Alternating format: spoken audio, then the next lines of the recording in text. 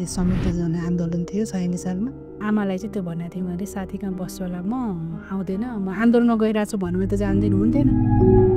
त्यतिखेर घर परिवारका मान्छेहरूलाई केही नभनिकन डबल कपडा लगाएर अनि त्यसपछि गएको। हामीलाई सायद जेल नजिक भएको भए लान्थ्यो होला, अनि जेल थिएन जलेश्वर लानु पनि हामीलाई चाहिँ पिटेर महिलालाई भन्ने अब शब्दका गालीहरू गरेर हामीलाई चाहिँ लछार पछार पारे हुँदैन। अनि हरेक दिन हामी आन्दोलनमा चाहिँ सहभागी बन्यौँ। जति बेला मधेसमा छोरीहरू घरबाट बाहिर निस्कन समेत मुस्किल थियो, उनी छोरीले गर्न हुँदैन भनेका सबै काम गर्थिन्। समाजले के भन्ला, कसले के कुरा गर्ला भन्नेतिर सोचिनन्। छोरीहरू जान हुँदैन, हिँड्न हुँदैन भनेका ठाउँमा उनी रोकिएनन्। घरको जेठी छोरी भएकाले पनि तुलसालाई सानैदेखि नेतृत्व लिनुपर्ने जिम्मेवारी थियो। कक्षा 4 मा पढ्दाखेरि जति बेला राजनीतिबारे केही थाहै थिएन, त्यही बेलादेखि उनको राजनीतिक यात्रा सुरु भइसकेको थियो। विद्यालयका शिक्षकले गर्ने सम्बोधन र मन नपरेका व्यवहार विरुद्ध सङ्गठित भएर सुरु भएको यात्रा बिस्तारै राजनीतिक दलतिर मोडियो। व्यवस्था परिवर्तनका लागि भएका आन्दोलनहरूमा सुरक्षाकर्मीका कुटाई र अपशब्द, आन्दोलनको मोर्चामा रहेका कति आफ्नै साथी गुमाउनु पर्यो।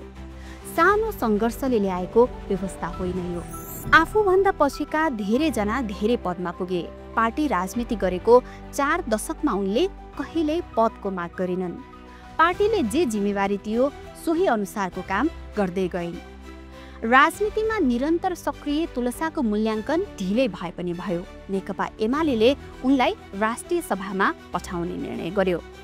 2076 साल माघमा मध्य प्रदेशबाट राष्ट्रिय सभा सदस्य निर्वाचित तुलसा कुमारी दाहाल हाल राष्ट्रिय सभाको विधायन व्यवस्थापन समितिको नेतृत्व गरिरहेकी छन्। नेतृत्वमा रहेका महिला राजनीतिज्ञको कथा पस्कने यो श्रृङ्खलाको पहिलो अङ्कमा संसदको विधायन व्यवस्थापन समिति सभापति तुलसा कुमारी दाहालको भोगाई र अनुभूति सुनौ। समाजको परिवर्तन राजनीति रूपमा गर्नुपर्छ भनेर लाग्दा मैले सांसद हुने पनि सपना देखाएको थिइनँ। सांसद हुने मेरो आकस्मिक हो। जुन दिन म तपाईँलाई चाहिँ राष्ट्रिय सभाको सदस्यको उम्मेदवार दिएको छ भन्दा पनि मैले पत्याएको थिइनँ। किनभने म जुन भूगोलमा काम गर्थेँ त्यो भूगोलबाट सिफारिस हुँदैन थियो। यद्यपि म त्यहाँ महिला नेतृत्वहरूको हिसाबले हेर्दा चाहिँ म अगुवा थिएँ र धेरै म पछि धेरै जुनियर महिला कार्यकर्ताहरूको त्यहाँ विकास भयो, नेतृत्वमा आउनुभयो।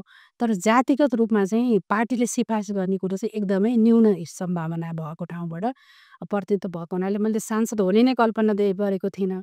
अब सांसद भइसकेपछि सभापति त झन् महत्त्वकाङ्क्षाको कुरा हो, त्यो कहीँ राख्दा पनि राखिएन।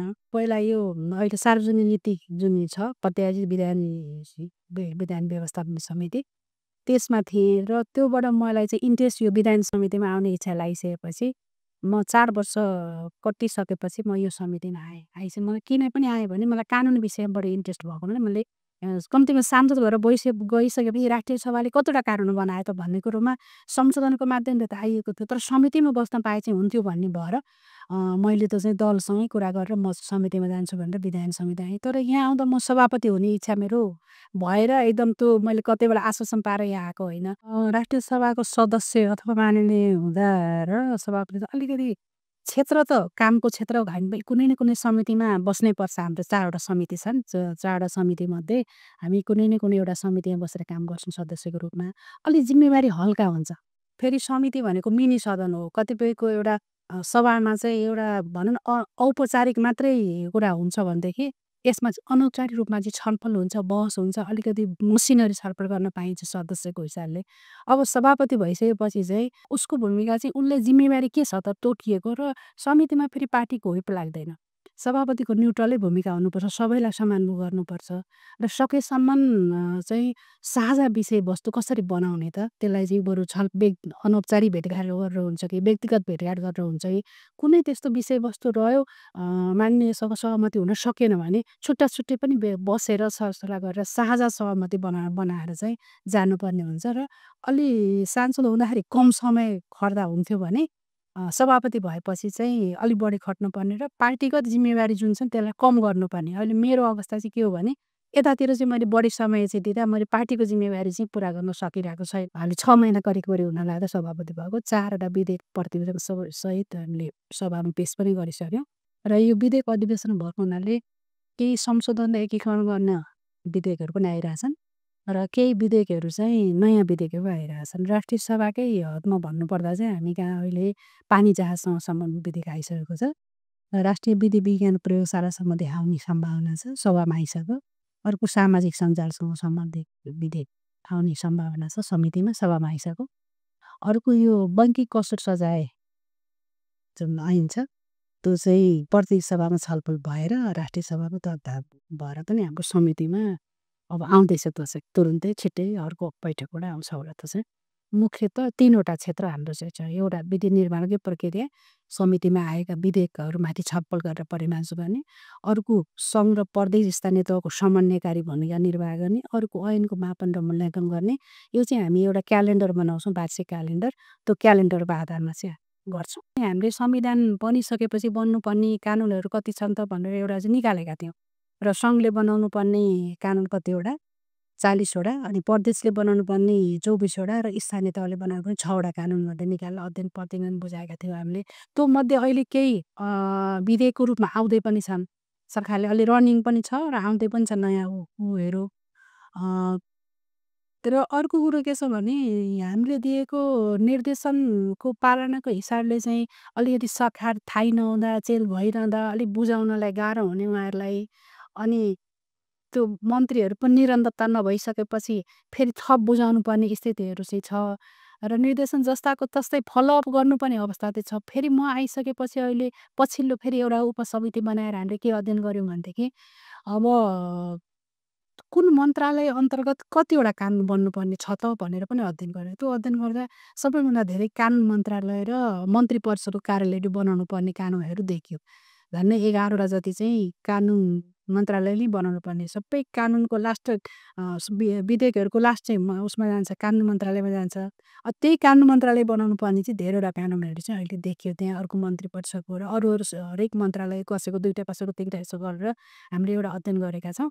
यो अध्ययन गरेको प्रतिवेदनको बारेमा चाहिँ हामी सम्बन्धित मन्त्रालयलाई बोलाएर छलफल गर्न चाहिँ बाँकी छ। त्यो चाहिँ निर्देशन हुन्छ हाम्रो हरेक मन्त्रालयलाई, त्यो गर्न बाँकी छ। तर अहिलेसम्म हाम्रो विधान समितिले चाहिँ म आइसकेपछि त हामीले कुनै निर्देशनै गरेका छैनौँ। मभन्दा अगाडि 6वटा निर्देशन चाहिँ पठाइएको भन्ने कुरो छ र त्यसमा केही कार्यान्वयन भएको केही नभएको अवस्था चाहिँ जानकारीमा मेरो पनि जानकारीमा त्यो चाहिँ आएको छ। सदन नचलिरहेको अवस्थामा समितिमा चाहिँ उपस्थिति कम हुने एउटा कुरा चाहिँ त्यो रहेको छ।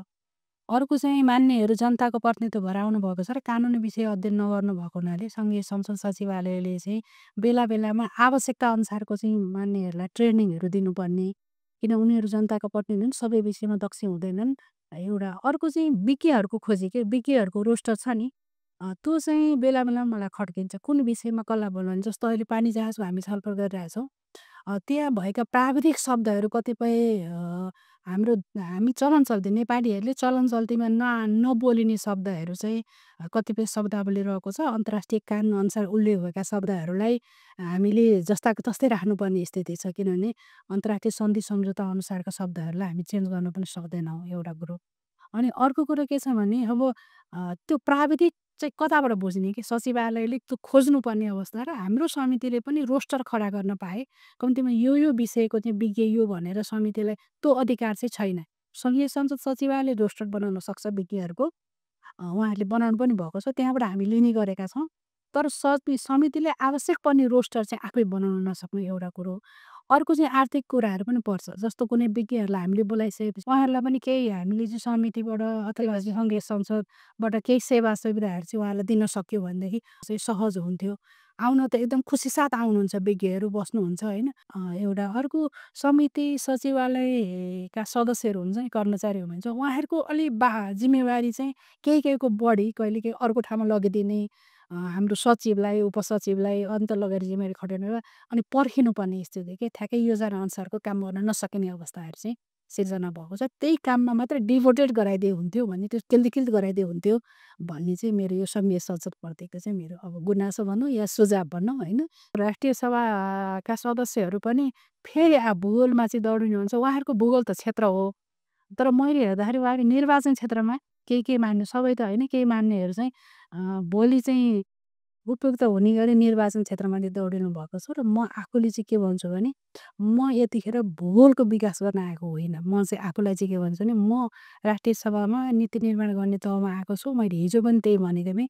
यदि विकास निर्माणको कुरो हो भने म स्थानीय तह प्रदेश सभालाई सम्बोधन गर्नुपर्छ। राज्यले छुट्याउने जुन बजेट छ नि माननीयलाई दिने होइन, त्यो बजेट संरचनामा जाओस्, त्यो प्रदेशमा जाओस्, त्यो स्थानीय तहमा जाओस्, त्यो वडामा जाओस्, उहाँहरूले त्यो बजेटलाई गर्नुहोस् र राष्ट्रिय सभाका मान्यहरूले त्यसको अनुगमन गर्ने, निरीक्षण गर्ने, सुझाव दिने, सल्लाह दिने उहाँहरूको काम हो त्यो ठाउँमा। हामी त्यहाँ चाहिँ एउटा निर्वाचन क्षेत्र केन्द्र बनाएर चाहिँ दौडिनु हुँदैन र म आफू चाहिँ दौडिएको छुइनँ त्यसरी। मैले आफ्नो प्रदेशमा पनि त्यही भनेको छु। म नीति निर्माण तहमा गएको छु। मेरो जिम्मेवारी अनुसारको म काम गर्छु। तपाईँहरूले मलाई अन्यथा नसोच्नुहोस्। म विकास गर्न आइरहेको छैन। बाटो बनाउन, पानीको लागि अथवा जनताका दैनिक म आवाज चाहिँ उठाउँछु संसदमा। तर संसदमा म सँगसँगै मेरा अरू पनि मान्य साथीहरूले उठाउनुभएको आवाज सुनवाई हुन्छ, रेकर्ड हुन्छ। म पार्टीकै सल्लाहअनुसार एसएलसी पास गरिसकेपछि म जनकपुर पढ्नु गएको रायरवा क्याम्पसमा। अनि त्यहाँ पढ्दा पनि म अन्डासरी जिल्लाको त्यो सचिव भएर काम गरेको मैले।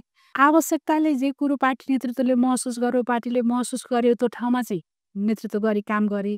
तर पार्टीले जे जिम्मा दियो त्यो कुरोलाई म स्वीकारेर त्यही ठाउँमा काम गरेँ। पार्टी जिल्ला कमिटीमा काम गर्ने सर्लाहीमा, त्यसपछि धनुषामा जिल्ला कमिटीमा काम गरेँ, अन्डासरीको सचिव भएर काम गरेँ। अनि त्यसपछि अनेमसंघको केन्द्रीय सदस्य हुँदा 4वटा जिल्ला थियो। पहिला त्यो अञ्चल थियो नि त, जनकपुर अञ्चल। जनकपुर अञ्चल हुँदा सिन्धुली, महोत्तरी, सर्लाही र धनुषा 4वटा जिल्लाको इन्चार्ज भएर काम गरेँ मैले। अनि 64 साल पछाडि चाहिँ मधेस आन्दोलन भयो नि 63 मा। अनि मधेस आन्दोलन पछाडि मेरो सानो सानो नानीहरू अनि अलिकति असुरक्षित महसुस भयो र त्यसमा चाहिँ मैले अनेमसङ्घकै साथीसँग त्यतिखेर अहिले सम्माननीय राष्ट्रपति हुनुहुन्थ्यो अध्यक्ष विद्यादेवी भण्डारी अनि उहाँ लगायत अरू साथीहरूसँग सल्लाह गरेर अब यहाँ बस्न नसक्ने स्थिति भयो। बच्चाहरू मेरो फेरि नानीहरू मात्र थिए।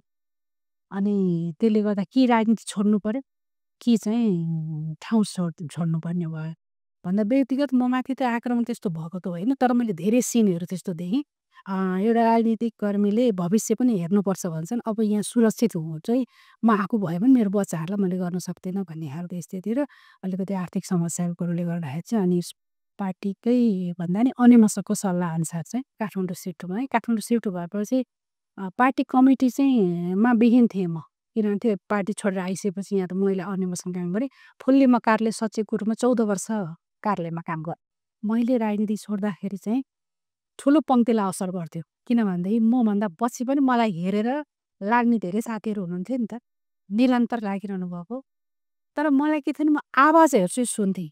के सुन्थेँ भने त्यो यत्रो समय राजनीति गरेछ पार्टीले किन मूल्याङ्कन गरेन, होइन नेतृत्वले किन मूल्याङ्कन गरेन भन्ने आवाज मसँगै काम गरेका मेरा साथीहरूले चाहिँ, किन उहाँहरू त उछिट्नु हुन्थ्यो मभन्दा पछि जुनियर हुनुहुन्थ्यो। तर उहाँहरू सांसद भइसक्नु भएको थियो, मन्त्री भइसक्नु भएको थियो। तर उहाँहरू मभन्दा जुनियर हुनुहुन्थ्यो। कति जातको नाममा हुनुभएको थियो, कति पहुँचको उसमा हुनुभएको थियो, अथवा विभिन्न कारणले उहाँहरू त्यो ठाउँमा पुग्नु हो। तर म चाहिँ पुग्न सकिनँ। म नेतृत्वलाई भनसुन गर्न पनि गएन, मलाई यो चाहियो, यो पद दिनुहोस् भन्न पनि गइनँ। र मेरो मान्यता के थियो भने जुन दिन महसुस हुन्छ नेतृत्वलाई पार्टीले मेरो आवश्यकताको, त्यतिखेर मैले प्रतिनिधित्व गर्छु भन्ने मलाई लाग्थ्यो र जे जिम्मेवारी दिन्छ त्यसमा नै काम गर्नुपर्छ भनेर आफूलाई दिएको जिम्मेवारीमा म खुसीका साथ नै काम गरेँ। म कार्यालय सचिवको रूपमा बोलाउनु भयो, म बसेँ, काम गरेँ। फेरि सौम्य अधिवेशनले मलाई फेरि कार्यालय सचिव दियो र म गर्व केमा गर्छु भने हामी भोलिन्टियर हो है, जे हामी पार्टी सङ्गठनमा हामीले उल्टै लेबी तिर्छौँ, केही लिँदैनौँ। तर म अन्यमसँग आइसकेपछि मलाई यातायात खर्च भनेर पूर्णकालिक कार्यकर्ता भनेर थोरै सङ्गठनले मलाई सहयोग गर्थ्यो, जुन मलाई जीवनयापन गर्न सहज पनि भएको थियो। यो राजनीतिमा यहाँ टिकाउन र यहाँसम्म ल्याउन चाहिँ श्रेय सम्माननीय राष्ट्रपतिले जान्छ। महिलाको नेतृत्व बनाउनको निम्ति एउटा चाहिँ राजनीतिक दलले नि धेरै सोच विचार गराउनुपर्छ। अहिलेको प्रतिनिधित्व राजनीतिक क्षेत्रमा राजनीतिक दलले नि गराउनु भएको हुनाले राजनीतिक दलभित्र महिलाहरूको सहभागिता कानुनले तोके अनुसारको कुरा त छँदैछ। तर त्यो क्षेत्रमा चाहिँ कसरी उहाँहरूले चाहिँ सहभागी पहिला त आकर्षण सदस्य कसरी बनाउने भन्ने कुरो नै राजनीतिक दलले विशेष रूपमा चाहिँ लिनुपर्ने हुन्छ। र सदस्यता शुल्क जुन राखेको छ दलले, त्यो शुल्क तिर्न नसकेर पनि सदस्य नबनिरहनु भएको स्थितिहरू चाहिँ एउटा छ। अर्को, सदस्य बनिसकेपछि उहाँलाई सङ्गठनमा ल्याउने कुरोहरू जीवनयापनको सवाल पनि सोच्नुपर्छ। मैले अघि भने मेरै जीवनयापनको सवालमा एउटा कोही न कोही सहारा हुनुपर्छ भने जस्तै त्यो उसको नितान्त व्यक्तिगत जीवनमा के समस्या छ त त्यो महिलाको, उसले पढ्न चाहेको छ कि उसले काम गर्न चाहेको छ के छ त भन्ने कुरो एकदम नजिक स्थानीय पार्टीले चाहिँ नजिकबाट महिलाहरूलाई चाहिँ उहाँहरूको समस्या हेरेर कुन पारिवारिक रूपमा पनि व्यक्तिगत रूपमा पनि के समस्या छ भनेर हेरेर अगाडि बढाउनुपर्छ राजनीतिक दलमा भने अर्को परिवारका सदस्यहरूले पनि अहिले त प्रतिस्पर्धा छ र एउटा चाहिँ अन्तर्राष्ट्रिय बजार बनिसकेको हुनाले बजारमा छोरा या छोरीलाई कसरी चाहिँ बजारमा सक्षम गराउने र अहिलेको चाहिँ यहाँको विकृति विसङ्गति यहाँ अहिले भइरहेका नराम्रा कुराहरूबाट कसरी जोगाउने जुन एउटा टिन एज हुन्छ नि केटाकेटीको 13 देखि 18 वर्षको जुन उमेर छ यो टिन एजमा उनीहरूको सङ्गत कस्तो छ कस्ता मान्छेहरू सङ्गत गरिरहेछ हाम्रो पारिवारिक मूल्य मान्यता के हो हाम्रो समाजको स्थिति के हो के उसले चाहिँ पढ्यो भने सही सल्लाह के पारिवारिक सदस्यहरूले पनि सही सल्लाह दिनुपर्ने हुन्छ अर्को म महिलाहरूलाई नि भन्न चाहन्छु कि महिलाहरू अहिले चाहिँ यो प्रतिफल उपलब्धिको प्रतिफल लिने ठाउँमा चाहिँ पुग्नुभयो हिजोको सङ्घर्षको दिन थाहा छैन यहाँसम्म कसरी आइयो त कति पुस्ता गुमायो कति त्याग गरियो होइन त्यो कुरालाई चाहिँ अलिकति सम्झिनु पर्यो फर्किनु पर्यो हाम्रा आमाहरूले हाम्रा दिदीहरूले हाम्रा चाहिँ अघिल्लो पुस्ताले कति त्याग गरेको कारणले यहाँसम्म आइयो नि त होइन पार्टी र सङ्गठनको जिम्मेवारीमा रहँदा निरन्तर सक्रिय सांसद भइसकेपछि कानुन निर्माणको आफ्नो जिम्मेवारीमा सधैँ भ्रष्ट सभापति भएको छोटो समयमै समितिको कामलाई प्रभावकारी बनाउन सभापति दाहालले लिएको पहल प्रशंसायोग्य छ राजनीतिमा दशकौंको यो कठिन सङ्घर्षप्रति उच्च सम्मान व्यक्त गर्दै सभापतिमा बाँकी 1 वर्षको कार्यकाल र त्यसपछिको राजनीतिक यात्राका लागि हाम्रो शुभकामना छ।